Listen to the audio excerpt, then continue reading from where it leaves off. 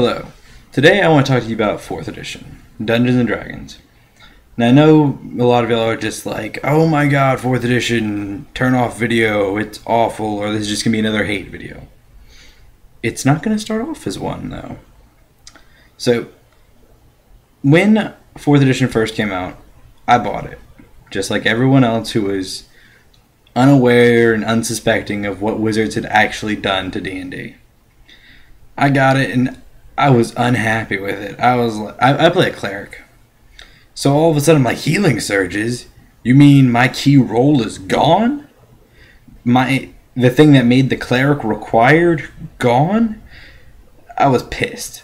I was just like, great. Now, the cleric's going to really suck because no one's really going to need him anymore and they're just going to buff.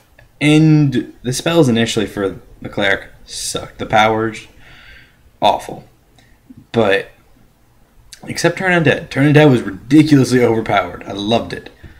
But, so, I hated 4th edition when it first started. I thought it was bullshit. I didn't like how, all of a sudden kobolds had equal hit points to a first level character. And I was like, really? This is cannon fodder monsters. Now we have minions and these? This is stupid. But, I kept giving it a shot. I was open-minded. Played some worldwide game day events, and ultimately I became more happy with 4th edition. So I started a group, and it was a little bit shaky at first. The entire system was just a little bit weird to run with the monsters and everything. The monsters didn't balance properly, in my personal opinion, with the players. They didn't offer the proper amount of challenge. But I continued to play it, and I started a long-running campaign. And it's been going on for a year and a half now, I believe. But when we started playing, it was alright. The people weren't getting unhappy with like Player's Handbook 1 classes, like the Warlord. I mean, I think it's the Inspiring Warlord is essentially just a cheerleader. It's all they really do. Worthless. I think that's which build it is. But so we started playing, and people were getting unhappy, and then the Essentials line started coming out. Now we picked up these, and the players were initially very happy with it until they realized that they had just been forced into a defined area of what they can do. Like the knight, once you're in the knight class, your 10 levels are set. You barely get choices power-wise at all. So it's kind of bland if you think about it that way, but you can deal with it. Now, those classes did not balance with the monster manual, and I don't even think they balance properly with people. The knight has an ability that lets him attack if an opportunity attack against anyone, that if they're in his aura, if they attack anyone other than him, he gets to make a free opportunity attack against them, which is ridiculous. That includes forced opportunity attacks, multiple attacks. I mean, it's crazy. It's stupid broken. But despite errata, Wizards is yet to notice how broken it is. But so these classes did not balance with the monster manuals. So they had to release the Monster Vaults. Now the Monster Vaults, I enjoy. I think they really did a number to fix a lot of the problems that monsters were having versus player characters. They did a lot to balance them. And the first levels of Heroic Tier were really good. I enjoyed them. I DM'd this, and I enjoyed DMing it. And then we got into the upper areas of play, 9th, 10th level. It started to seem less fun because all of a sudden monsters have an AC average of about 27 and the warriors are rolling at a plus 22. That is not cool. When there is less than a 50% chance for a miss, that's retarded. On an equal level monster, there should be at minimum a 50% chance. But I continue to play. I let it see if it really balanced out ever. We hit late level 11, and 4th edition just breaks down. Like, it doesn't even know what to do with itself. All of a sudden, everyone's rolling at all the warriors are rolling at a plus 23, 25 on average versus opportunity attacks. God forbid there's a warlord who boosts that up another 1 to 2 points. And because you can get so many feats that stack together, there's no rule against them. So they just keep building up. And for example, Master at Arms and Heavy Blade Expertise give at Paragon tier a plus 4 to hit. That's ridiculous from just 2 feats. And it's ridiculous. When everyone has almost no chance of missing, most of these people roll a 1 it's the only way they can miss. And it is bullshit. Monsters can barely hit the knight because the knight's not given a lot of choices for feats, so all he can really do is go tank and build, defensive feats, which makes him nigh unhittable because to hit modifiers are not high enough for these monsters to hit. The cleric, one of the Paragon tier abilities, if he picks, I think it's Divine Oracle, every encounter he gets to auto hit, mark someone that if anyone hits him that turn, they get a choice to make it a critical hit automatically.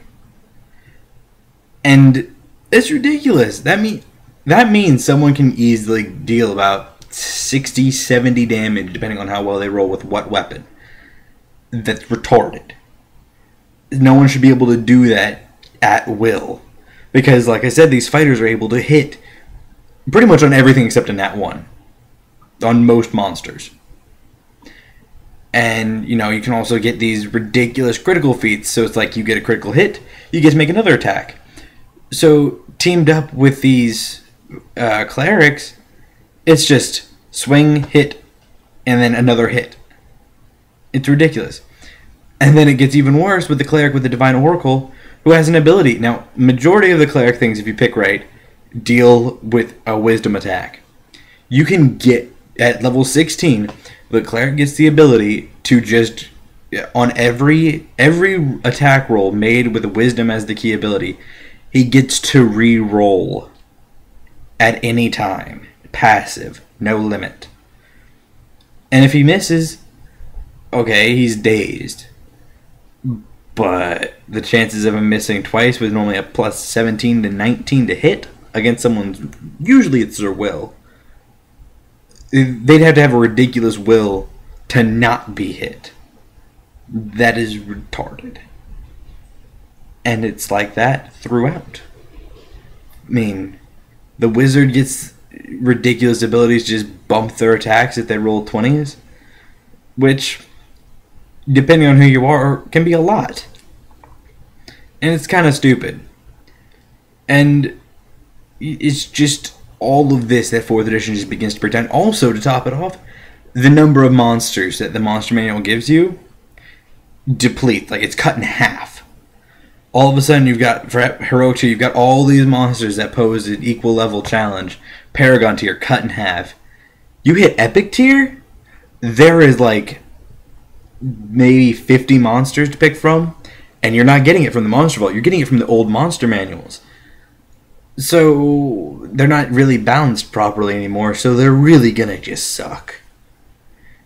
And that's not really, I don't think that's gonna be, I personally don't perceive that to be a fun thing if I as a DM don't have a lot of monster choices and I know that they're gonna really suck in comparison. Like, I had my party fight a green dragon of equal level from both the monster manual and then from the Monster Vault, the new stuff. The one from the monster manual got decimated. Like, it barely got to do anything before its ass was handed to it. The green dragon from the Essentials line did a far better job, but, like I said, can't really hit much. The only person in our party to have ever died was the wizard. Ever. So, you should be able to knock out frontline fighters fairly easily without having ridiculous monsters like a Hydra that has 7 bite attacks per round at peak. And 4th edition essentially continues to break down like that to the point where there's epic destiny called Undying Warrior, where the name is exactly what it is. You are unkillable. What kind of a character? That you might as well just stop playing. Once you become unkillable, there really is no point to play anymore, because it's not like I put a threat against you. So ultimately, the point of my video is to say, if you're offered to join a heroic tier where you're playing with either all essentials or all non-essentials, very fun. I enjoyed it a lot. If you ever play Paragon tier, do not. It's too broken. It's like, think of the most extreme power gaming, where you have the ridiculous abilities. Everyone's like, oh my god, how'd you do that? That must be broken, blah, blah, blah. And it gets banned from a game. 4th edition allows you to do that without much thought. Pretty much all you have to do is pick your Paragon path, and that determines how broken you are. And we're talking about core. The Divine Oracle, yes, is a core Paragon path. It's in the player's handbook. That's how bad it is. So, my recommendation to you, do not buy the old 4th edition books. Not worth it. And if you play Paragon tier, do not play it. Go play a real game. Not something so fucking broken. And that's all. Have a good one.